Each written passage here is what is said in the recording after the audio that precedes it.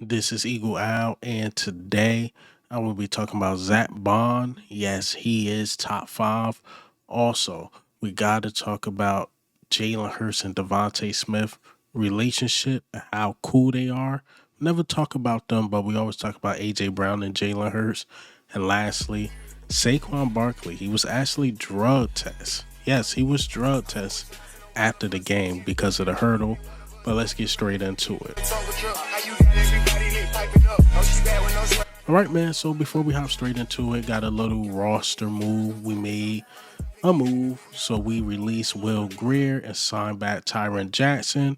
If you was watching my earlier videos, you guys knew I was a big fan of Tyron Jackson. Hell, I was upset that we let him go, but that's how the roster shake up. But he is back. Wonder if we bring Will Greer back. We will see. We already got three quarterbacks. Of course, Jalen Hurts, Kenny Pickett. Then you got Tanner McKee. Do you keep another quarterback?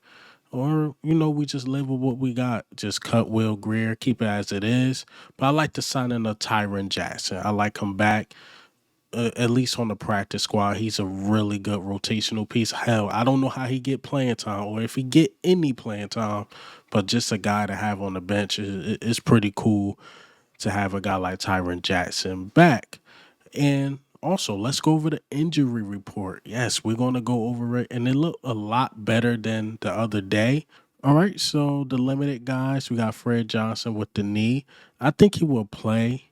Devontae Smith, hamstring, he was limited yesterday. So that's a good sign that he was at least limited.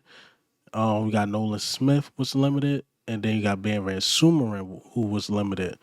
I don't think Van Sumeren play. We will see. But it's a good sign that he's trying to find a way to play. We know he's the best fullback on the team. So everybody else pretty much full participant. You got Saquon, Mekhi Becton, AJ Brown, who is leaning towards playing. You got Dallas Goddard, two full days, so it look like he will play. Bryce Huff, full participant. Jalen Hurts, who rest was full participant. Cam Jurgens, I think he did not practice the other day or he was limited. He practiced the full day. Darius Slay looked like he's making his return. Nia Smith was a full participant. Josh Sweat, who's dealing with a hip, was a full participant. And Trotter Jr., full participant as well. So these are all good signs leaning towards that we might be healthy against the Dallas Cowboys. If you're a full participant and you can play against the Dallas Cowboys. I keep it at that. But let's get into the first topic today. Actually, no, let's not get into the first topic. It looked like Greg Cosell.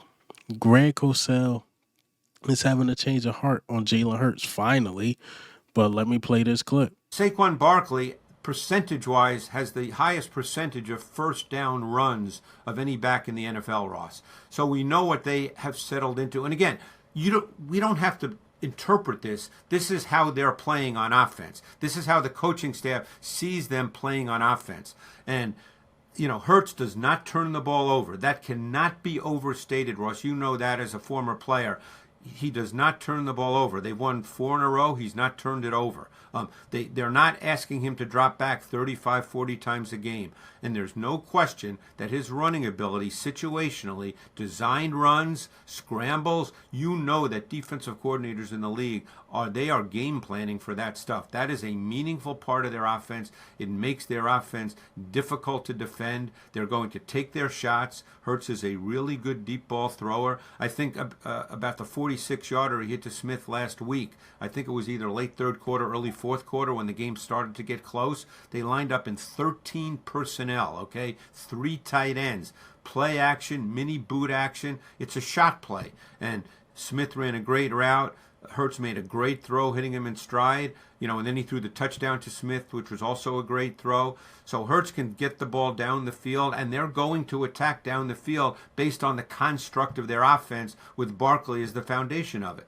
Hey, I'm just saying, he said Jalen Hurts don't got the basic concepts, but look, he can't deny the deep ball and what Jalen Hurts is doing right now and not turning the ball over. It can't be denied. Hell, he was criticizing Jalen Hurts and he was very loud.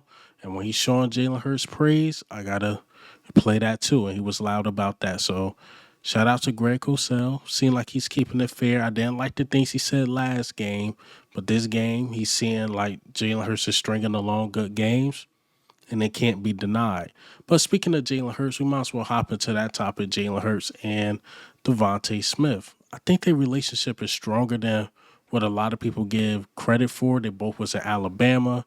I know John Clark, he put like out an article. I think Jalen Hurts actually said this in his press conference on how close him and Devontae Smith is. And it was something in the matter of in the article by John Clark. It's like, nah, we ain't party or drink and do none of that together. But we talked a lot of football. A lot of football, and obviously they worked together during the offseason. Hell, Jalen Hurts said that pass, in the end zone, it was just timing that him and Devontae Smith had. And let me play a clip from the mic'd up, and Jalen Hurts was mic'd up, and he talked about feeding six or feeding Smitty. And let me play this clip. Hey, Kelly, we got to feed six. Now be ready outside these one-on-one. Here goes Hurts, going for the end zone. Devontae Smith. Oh, my goodness. What a catch by Smitty. One hand. Oh, my goodness. I don't know how he did it. Hey, you're smiling. You having a good time? That's good for you. Not really. He caught it one hand. That was unbelievable. He caught it one hand. This happened when Duty called. Well, I cannot believe Duty don't call all the time. When you got to do it, sometimes you just do it. You see what I mean? They relationship tight, and Jalen Hurts knew, like, we got to get Devontae Smith involved, and that's exactly what we did. So I love it. Jalen Hurts displaying that leadership.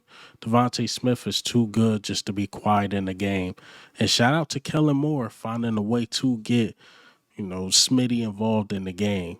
And I think that was the game changer against the Jacksonville Jaguars. Sometimes we forget Devontae Smith on about 25 teams, I would say. A lot of teams, he could be a number one, but he playing beside, I say, the best wide receiver in the league. Hell, you can't deny he's in top 3. He's playing beside that guy, taking the back seat. But when his number is called, Devontae Smith is definitely going to answer. So, again, shout out to Smitty. Shout out to Jalen Hurts doing their thing. All right, so let's talk about Zack Baun, man. Zack Baun, anytime I get a chance to show him love, I do. Because I was really hard on Zack Baun because, remember, in training camp, it looked like it was going to be Devin White and Zack Baun. And I didn't want to seem like I was attacking Zack Baun, but I was so disappointed in Nakobe Dean at the time. Like, Nakobe Dean, like, come on, Zack Baun ain't really do much in the league. You can beat him out. And boy, was I wrong, because Zack Baun right now is looking like a top 5, top 3 linebacker in this league, can't be denied at all. I mean, the PFF coverage grades between linebackers, he's right behind Fred Warner. To me, he's playing better than Fred Warner. That's just my opinion. But let's let Emmanuel Acho just break down the beginning of the game of what Zack Baun was doing. It's real simple. The Eagles got him one in number 53. The Eagles got themselves a dog in number 53. First play of the game. I'm not going to cheat these clips to start it off. Zack Baun, he just has a simple hook curl drop. But watch, eyes on quarterback Trevor Lawrence. But here's the beautiful part. He has enough athleticism to crossover run, get enough depth with his eyes on the ball. Trevor Lawrence going to try to get this ball over his head very first play of the game. Incomplete pass, athleticism. Let's keep it pushing. Second play of the game. Again, like I told you, I'm not cheating these clips, especially not early on. Second play of the game. Watch Baun. Watch his patience. Boom, patience. Patience. Squares the line of scrimmage. Watch his keeping a base with his feet. Squares the line of scrimmage. Come back. Boom. Chest to chest. Tackle. First play of the game, brilliant job pass defense. Second play of the game, brilliant job run defense again. Now I'm going to take you to the very fourth play of the game. Here's the fourth play of the game. Watch Baun. Watch him right here. Watch this dude. Watch this dude. Open field tackle. Etienne is a first-round pick running back. Open field tackle. Nah, sit down. Sit down. Sit down. I mean, the dude is an absolute monster. Here's what else I dub about Baun. He does the little things right. Right now, he is the curl flat defender. That means he has to get as wide as the widest. He instantly gets his width. Now he gets his eyes back on Trevor Lawrence, the quarterback. Now he closes in as a curl flat defender because he realized he doesn't have any work taking him to the flat. Trevor Lawrence throws a pass. His linebacker running mate breaks it up, and then Baun, full extension, layout, I need that interception. But that interception is not made possible if he does not start out by getting his width instantly on the play as a curl flat defender. Get your width. Get your eyes back to the quarterback. Width. I mean, this is teach tape stuff. Then break on the ball, get the interception. I mean, this is teach tape stuff by this OB. And whoa, it gets even better. I love this way Baun plays the game. This is what the Eagles have been missing. Simple inside zone. These two offensive linemen are trying to double team to Baun, but watch how slippery he is. Slithers through there, tackle for loss. I can't even say the freaking word slithers, but he can do it. Slithers through there, tackle for loss. That dude's just a beast right now. Pass coverage, first play of the game. TFL, second play of the game. Open field tackles, third play of the game. Interceptions, our fourth play I showed y'all. I mean, what are we talking about here? He can do it all right now. The Eagles are a complete unit defensively because you got a glue guy like Baun just holding it all. This is just clinic tape. Clinic tape. See what I mean, man? Zack Baun is the real deal. He's the real deal. And again, it just can't be denied. Zack Baun just keep playing at a high level, showing he is the best or one of the best linebackers in this league. It's been a while since we had a duo like this. The closest we had was T.J. Edwards and Kyzir White, but Kyzir White, you know, he wasn't a Nakobe Dean or even Zack Baun. So this tandem right here, I mean, they playing phenomenal. Let's see if they keep it up. You know, do what you got to do against Dallas. We know that Commanders game is going to be huge, man. That Commanders game is going to be huge, and I think Zack Baun really going to show out that game. In my opinion, I think he's going to show out.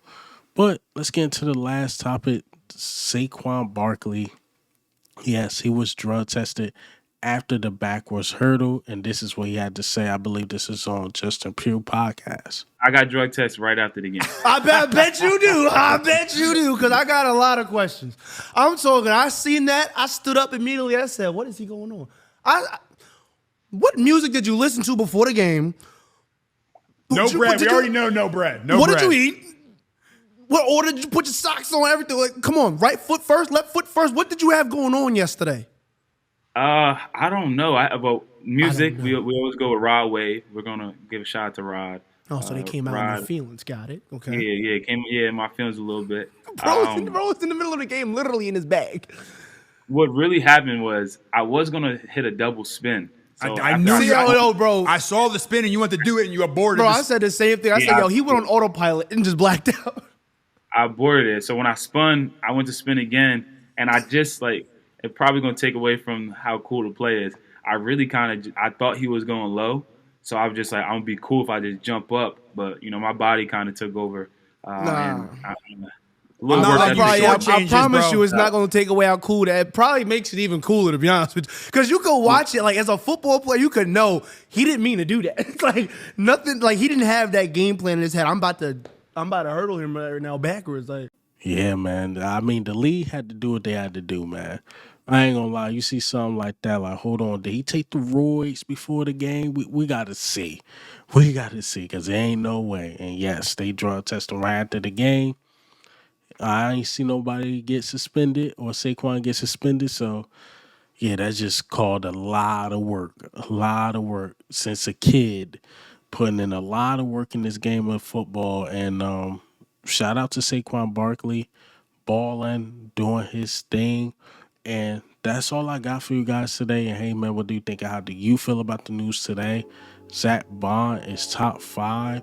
Jalen Hurts and Devontae Smith relationship. And Saquon Barkley being drug test. But this is Eagle Al, man. I'm out.